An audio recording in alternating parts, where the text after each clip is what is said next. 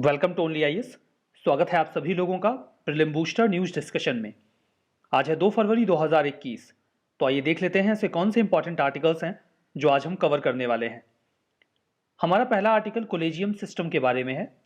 हाल ही में supreme court ने central government को फटकार लगाई कि वो हाई कोर्ट्स जो वेरियस हैं उनके जजेस का जो अपॉइंटमेंट होना है उनके प्रोसीजर को काफ़ी लंबे समय तक लटकाए हुए हैं।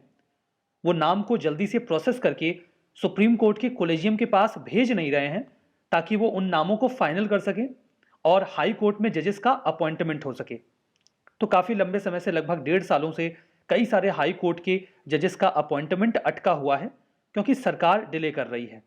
अब देखिए, जब भी कोलेजियम सिस्टम के माध्यम से हाई कोर्ट के जजेस का अपॉइंटमेंट होता है तो इसमें 4 स्तर होते हैं, 4 स्टेज होते हैं। वैसे कोलेजियम सिस्टम क्या है विस्तार से बात करेंगे, पहले इन 4 स्टेजेस की बात कर लेते हैं। सबसे पहले तो जो वेरियस हाई कोर्ट्स होते हैं वो एडवोकेट्स या फिर जुडिशियल ऑफिसर्स का नाम रिकमेंड करते हैं। अब ये जो नाम रिकमेंड होकर आते हैं ये यूनियन गवर्नमेंट के पास आते हैं। यूनियन गवर्नमेंट उन नामों का बैकग्राउंड वेरिफिकेशन करता है और उसके बाद उन सभी नामों को सुप्रीम कोर्ट के कोलेजियम के पास भेज दिया जाता है। अब यहां पर देखिए, जब हाई कोर्ट से ये नाम आते हैं तो वहां पर भी जो हाई कोर्ट के चीफ जस्टिस होते हैं वो कुछ सीनियर जजेस के साथ कंसल्ट करके ये नाम फॉरवर्ड करते हैं। अब यहां पे सेकंड स्टेज में गवर्नमेंट का काम होता है। थर्ड स्टेज पर ये नाम सुप्रीम कोर्ट के कोलेजियम के पास आते हैं। सुप्रीम कोर्ट का जो कोलेजियम है वो इन नामों को स्क्रूटनाइज करता है और फिर फाइनल रिकमेंडेशन दे देता है कि इन इन लोगों को जज के रूप में नियुक्त कर दिया जाए। और उसके बाद जो चौथा स्तर होता है उसमें ये नाम प्रेसिडेंट के पास चले जाते हैं और प्रेसिडेंट अपनी अथॉरिटी का इस्तेमाल करके उन सभी लोगों को अपॉइंट कर देते हैं। तो ये तो लेवल हुआ। अब यहां पे बार बार कोलेजियम का नाम आ रहा है, आप लोग इस शब्द से परिचित होंगे। एक्चुअली में ये एक व्यवस्था है, कोलेजियम एक सिस्टम है। सिस्टम किस लिए है? ताकि जजेस का अपॉइंटमेंट और ट्रांसफर किया जा सके। ये देखिए, सुप्रीम कोर्ट में बहुत लंबे समय तक इवॉल्व हुआ है, कन्वेंशन बाय कन्वेंशन आप कह सकते हैं, परंपराओं के माध्यम से। पार्लियामेंट के किसी कानून के तहत यह व्यवस्था स्थापित नहीं की गई है और ना ही इसके बारे में हमारे संविधान में कोई जिक्र है क्लियर कट। देखिए, सुप्रीम कोर्ट का जो कोलेजियम है उसमें एक तो चीफ जस्टिस ऑफ इंडिया होते हैं, इसके अलावा 4 सीनियर मोस्ट जज होते हैं। कुल मिला के 5 लोगों को मिलाकर ये कोलेजियम तैयार होता है। हाई कोर्ट में भी कोलेजियम होता है, इसे हाई कोर्ट के चीफ जस्टिस लीड करते हैं और 4 सीनियर मोस्ट जज होते हैं। जैसे कि हमने यहां बात की कि जब ये नाम रिकमेंड किए जाते हैं यहां से पहले स्तर पे, तो हाई कोर्ट का कोलेजियम ये नाम रिकमेंड करता है। नाम का जो रिकमेंडेशन होता है अपॉइंटमेंट के लिए हाई कोर्ट के कोलेजियम के द्वारा जो भेजा जाता है वो सरकार के पास जाता है, फिर सरकार सुप्रीम कोर्ट के कोलेजियम के पास भेजता है, फिर प्रेसिडेंट के पास जाता है। जो हायर जुडिशरी में जजेस होते हैं उनका अपॉइंटमेंट केवल कोलेजियम सिस्टम के माध्यम से ही हो सकता है और गवर्नमेंट का रोल केवल उन नामों की अनुशंसा करना होता है या फिर उन्हें कोई क्लैरिफिकेशन चाहिए तो वो भी वो मांग सकते हैं। अब यहां पर देखिए कॉन्स्टिट्यूशनल प्रोविजंस क्या है इस संबंध में। आर्टिकल 124 क्लॉज 2 और आर्टिकल 217 इस बारे में बात करता है। आर्टिकल 124 क्लॉज 2 ये कहता है कि सुप्रीम कोर्ट के सभी जजेस का अपॉइंटमेंट प्रेसिडेंट के द्वारा किया जाएगा। इसके लिए वो सुप्रीम कोर्ट के जजेस के साथ कंसल्ट करेंगे। कंसल्टेशन वर्ड इंपॉर्टेंट है, ध्यान दीजिएगा। और हाई कोर्ट के जो जज हैं राज्यों में, अगर उन्हें ऐसा लगता है जरूरी है तो उनके साथ भी कंसल्ट कर सकते हैं। आर्टिकल 217 में कहा गया है कि हाई कोर्ट के जो भी जज हैं उनका अपॉइंटमेंट प्रेसिडेंट करेंगे। इस संबंध में वो चीफ जस्टिस ऑफ इंडिया से कंसल्ट करेंगे और स्टेट के गवर्नर से। और अगर हाई कोर्ट के चीफ जस्टिस के अलावा किसी और जज का अपॉइंटमेंट हो रहा है तो वो हाई कोर्ट के चीफ जस्टिस के साथ भी कंसल्ट कर सकते हैं। तो ये बहुत ही ब्रीफ में बातें लिखी गई हैं इन आर्टिकल्स में। अब देखिए, इन आर्टिकल्स को आधार बनाकर कई सारे केसेस आए हैं। 3 जजेस केस आए हैं। फर्स्ट जजेस केस 1981 में आया था, जहां पर इस बात को लेकर विवाद उठा कि जो आर्टिकल 124 क्लॉज 2 में कंसल्टेशन लिखा है, क्या इसका मतलब कंकरेंस है, मतलब उनसे कंसल्ट करना है सुप्रीम कोर्ट के चीफ जस्टिस से तो कंसल्ट कर लेंगे। अब वो सहमत हो या ना हो इससे क्या फर्क पड़ता है।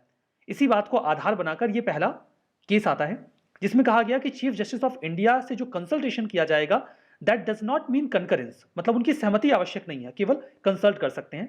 और अगर कोई ठोस रीजन है, कोई बहुत महत्वपूर्ण कारण है, तो जो उनकी राय है चीफ जस्टिस ऑफ इंडिया की उसे भी इग्नोर किया जा सकता है या फिर उसे मानने से इनकार किया जा सकता है गवर्नमेंट के द्वारा। इस आधार पर जो एग्जीक्यूटिव है, जो सरकार है, उसके अधिकार ज्यादा बढ़ गए और ये अधिकार लगभग 12 सालों तक बढ़े रहे। उसके बाद 1993 में सेकंड जजेस केस आता है, वहां से कोलेजियम सिस्टम इवॉल्व हो जाता है। जहां पर इस बात को बिल्कुल क्लियर किया गया कि जो आर्टिकल 124 क्लॉज 2 में वर्ड कंसल्टेशन लिखा है, इसका मतलब कंकरेंस है, मतलब वो सहमत होंगे तभी अपॉइंटमेंट होगा, नहीं तो नहीं होगा। मतलब कंसल्टेशन का मतलब कंकरेंस है, ये सेकंड जजेस केस में क्लियर किया गया। लेकिन ये भी कहा गया कि कंसल्टेशन का मतलब अगर सुप्रीम कोर्ट के चीफ जस्टिस से हो रहा है तो केवल चीफ जस्टिस नहीं होने चाहिए, बल्कि उनके साथ 2 और जज होने चाहिए, मतलब सुप्रीम कोर्ट के CJI chief justice of India और 2 और जज। तो कोलेजियम सिस्टम यहां से स्टार्ट होता है। फिर थर्ड जजेस केस 1998 में आता है। यहां पर चीफ जस्टिस ऑफ इंडिया के अलावा 4 जजेस को कर दिया गया, मतलब 2 जजेस और बढ़ा दिए गए। 2014 में सरकार प्रस्ताव लेकर आई कि हम एक नेशनल जुडिशियल अपॉइंटमेंट कमीशन लेकर आते हैं जो अपॉइंटमेंट करेगा जजेस का। इसमें 6 लोग होंगे, एक लॉ मिनिस्टर होंगे, 2 लोग लॉ के एक्सपर्ट होंगे, एक तो सीजीआई होंगे और 2 सुप्रीम कोर्ट के जज होंगे। किसी भी अपॉइंटमेंट के लिए 5 लोगों की सहमति आवश्यक होगी, लेकिन सुप्रीम कोर्ट ने इसे इनवैलिड डिक्लेयर कर दिया। तो ये पूरा कोलेजियम सिस्टम का आर्टिकल रहा। हमारा अगला आर्टिकल सुखोई Su-30 MKI के बारे में है। हिंदुस्तान एरोनॉटिक्स लिमिटेड को 272 ये एयरक्राफ्ट बनाने थे। लास्ट 2 अभी उन्होंने हाल ही में मैन्युफैक्चर कर दिया, जिसे इंडियन एयरफोर्स को दे दिया जाएगा। ये twin jet multi role air superiority fighter jets हैं, जिन्हें रशिया के सुखोई के द्वारा बनाया गया, और इसके बाद ये लाइसेंस दे दिया गया हिंदुस्तान एरोनॉटिक्स लिमिटेड को कि आप भी चाहें तो इंडियन एयरफोर्स के लिए ये फाइटर जेट्स बना सकते हैं। उसके बाद से ये जो हेल है, ये लगातार इसका कुछ मॉडिफाइड वर्जन जो है वो इंडिया में एयरफोर्स के लिए डेवलप कर रहा है। अभी इसे कुछ मॉडिफाई किया गया ताकि ये जो एक सुपरसोनिक क्रूज मिसाइल है इंडिया का ब्रह्मोस, उसे लॉन्च कर सके। ब्रह्मोस की बात करें तो ये एक सुपरसोनिक क्रूज मिसाइल है जो ज्वाइंट वेंचर है रशिया की कंपनी है एनपीओ और इंडिया का डीआरडीओ। इन दोनों लोगों के द्वारा मिलकर इसे बनाया गया है। 2 नदियों के नाम पर इसका नाम रखा गया है, इंडिया में ब्रह्मपुत्रा और रसिया के मॉस्कवा के। ठीक है। हमारा अगला article medical termination of pregnancy amendment bill 2020 के बारे में है। लोकसभा में ये मार्च 2020 में पास हो गया था। राज्यसभा में इस बजट सेशन के दौरान इसे रखा जाएगा। ये देखिए 1971 का जो कानून था उसे अमेंड करेगा। प्रस्ताव ये है कि जो अबॉर्शन की लिमिट है वो 20 वीक्स की अभी तक है, उसे बढ़ाकर 24 वीक्स कर दिया जाए स्पेशल सर्कमस्टेंसेस में, स्पेशल कैटेगरी ऑफ वुमेन के लिए। देखिए एक बार हम आर्टिकल डिस्कस कर रहे थे तो कंफ्यूजन हुई थी कि 20 वीक्स है कि 24 वीक्स है। विकीपीडिया पे आपको 24 वीक्स दिखता है, बट अभी तक ये क्लियर नहीं हुआ है। जब ये कानून पास हो जाएगा तब ये 24 वीक्स होगा। स्पेशल कैटेगरी ऑफ वुमेन का मतलब यहाँ पर रेप सर्वाइवर्स से है, इंसेस्ट के विक्टिम से है। इंसेस्ट का मतलब होता है जब परिवार में किसी का शोषण होता है, किसी महिला का, किसी बच्ची का। डिफरेंटली एबल्ड या माइनर्स के लिए भी ये कानून लागू होगा 24 वीक्स वाला। बिल में एक ये कहा गया है कि 20 वीक्स तक अगर अबॉर्शन करवाना है तो एक रजिस्टर्ड मेडिकल प्रैक्टिशनर की रिकमेंडेशन रिक्वायर्ड होगी, जबकि 20 वीक्स के ऊपर 24 वीक्स तक अगर रिकमेंडेशन करवाना है तो फिर 2 एक्सपर्ट्स की आवश्यकता होगी, उनके रिकमेंडेशन की जरूरत होगी। बिल में मेडिकल बोर्ड के कॉन्स्टिट्यूशन की भी बात की गई है कि उन्हें भी बनाया जाएगा हर स्टेट, हर यूटी में, और ये डिसाइड करेंगे कि अगर कोई ऐसी एबनॉर्मेलिटी आ गई है जिससे कि जो बच्चा पैदा होगा उसकी जान को खतरा होगा या माँ की जान को खतरा होगा, तो 24 हफ्तों के बाद भी अबॉर्शन अलाउ किया जाएगा। ये बोर्ड अलाउ करेगा। इसमें कई सारे मेंबर्स के रखने की बात की गई है कि एक गायनेकोलॉजिस्ट होंगे, स्त्री रोग विशेषज्ञ होंगे, रेडियोलॉजिस्ट होंगे जिन्हें सोनोलॉजिस्ट भी कहा जाता है, एक बाल रोग विशेषज्ञ होंगे और कुछ गवर्नमेंट के ऑफिसर्स जिनकी बात की जाएगी। इशू ये है कि जिन ऑफिशियल्स की बात यहाँ पे की जा रही है उनकी काफ़ी कमी है। पूरे देश में 71% से लेके 81.8% तक की इनकी कमी है एक्सपर्ट्स की। तो हम कैसे इस बोर्ड का गठन करेंगे, ये भी एक महत्वपूर्ण विषय रहेगा। ठीक है। हमारा अगला आर्टिकल सेंसस 2021 के बारे में है। सेंट्रल गवर्नमेंट ने बोला है कि चूंकि हम कोविड में बहुत ज़्यादा इन्वॉल्व हैं तो ये सेंसस हम 2021 में नहीं करवा पाएंगे, 2022 में करवाएंगे। जो सेंसस होता है, जनगणना होती है, उसमें देश की जनसंख्या पता चलती है और सोशियो इकोनॉमिक इन्फॉर्मेशन भी हमें मिल जाती है। ये इस प्रकार की सबसे बड़ी एक्सरसाइज होती है। थोड़ा बैकग्राउंड ले लेते हैं जनगणना के बारे में, सेंसस के बारे में।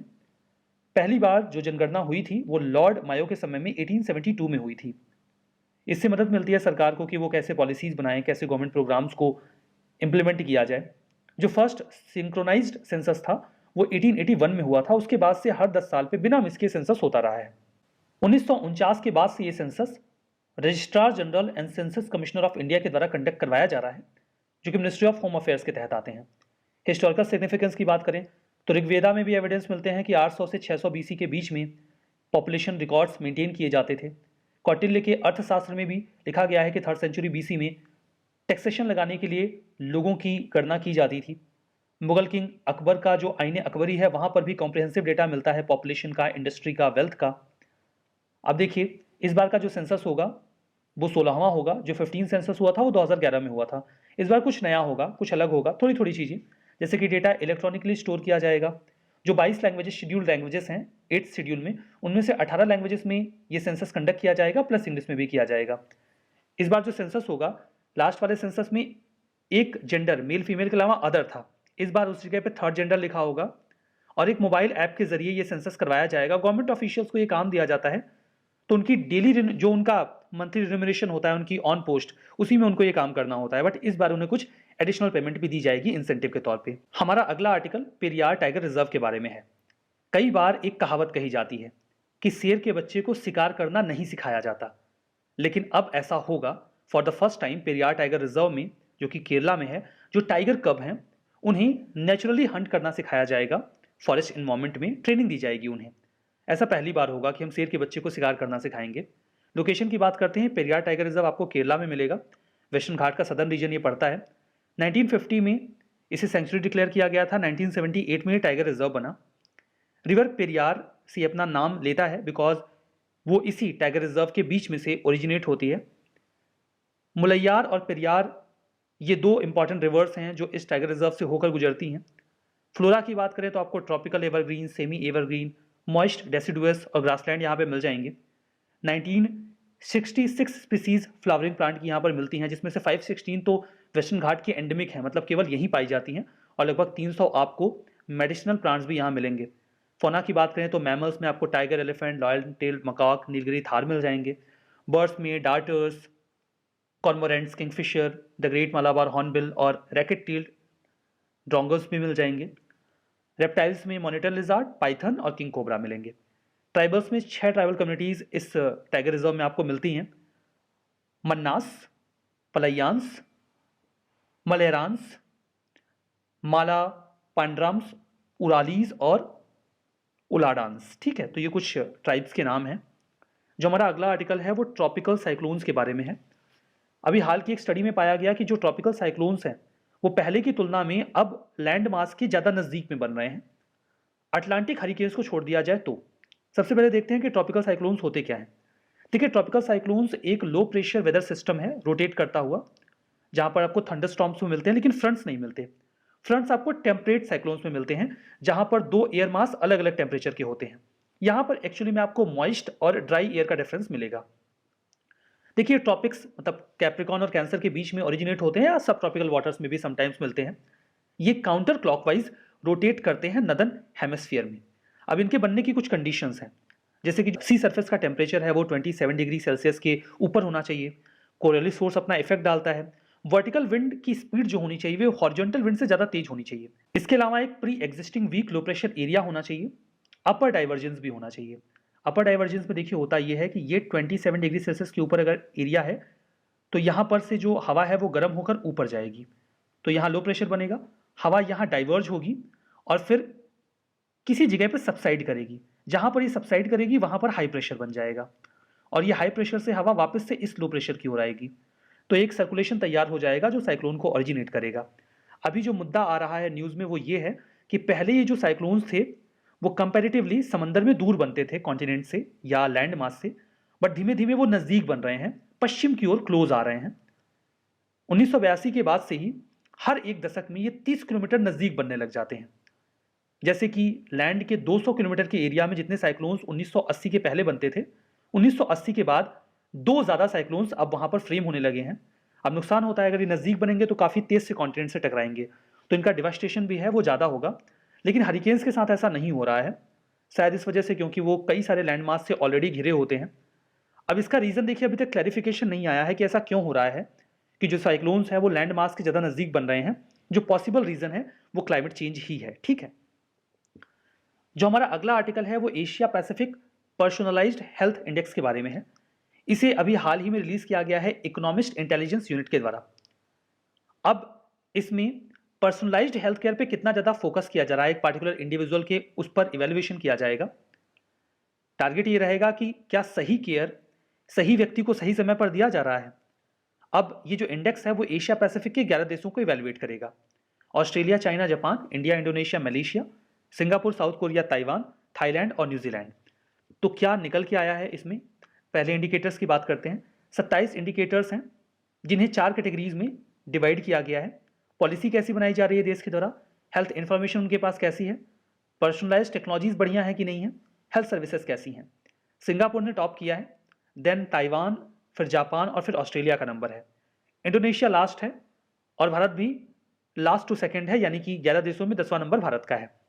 तो ये तो हमने आर्टिकल्स डिस्कस किए। यहां पर आपको बताना है true and false. Collegium system in judicial appointment, government कोई ऑब्जेक्शन रेज नहीं कर सकती, कोई क्लैरिफिकेशन नहीं मांग सकती। BrahMos missile supersonic cruise missile है। Registrar general and census commissioner of India ministry of home affairs के तहत फंक्शन करते हैं। ट्रॉपिकल साइक्लोन, ये क्लॉकवाइज रोटेट करते हैं नदर्न हेमिस्फीयर में।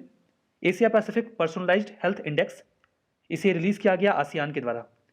अब देखिए इसका जो जवाब है वो आपको कमेंट बॉक्स में मैं पिन कर दूंगा। मैं थोड़ा सा गैप देके पिन करूंगा ताकि एक बार में वो आपको दिखे ना।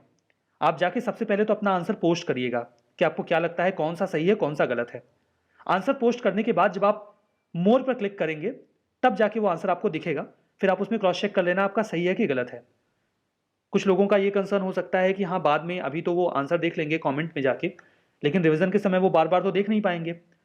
तो उसके लिए मैं एक स्लाइड एडिशनली ऐड कर दूंगा जिसमें आंसर्स ऑलरेडी रहेंगे। तो आपके रिवीजन के समय अगर आप बाद में रिवाइज करेंगे तो आपको वहां से वो आंसर्स उस टाइम पीडीएफ में मिल जाएंगे।